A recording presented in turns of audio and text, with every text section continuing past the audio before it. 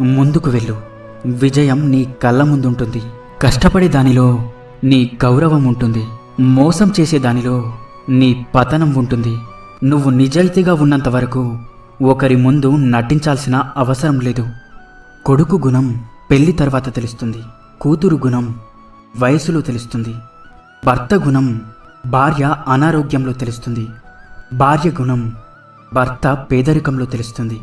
స్నేహితుని గుణం మనం కష్టంలో ఉన్నప్పుడు తెలుస్తుంది. అన్నదమ్ముల గుణం జగడంలో తెలుస్తుంది. పిల్లల గుణం తల్లిదండ్రుల వృద్ధాప్యంలో తెలుస్తుంది.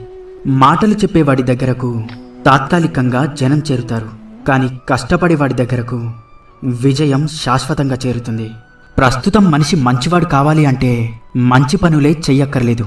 ఎదుటివారి గురించి చెడుగా మాట్లాడకుండా ఉంటే చాలు. గొప్పవారి యొక్క గొప్పతనం వారు చిన్నవారితో ప్రవర్తించే తీరును బట్టి తెలుస్తుంది.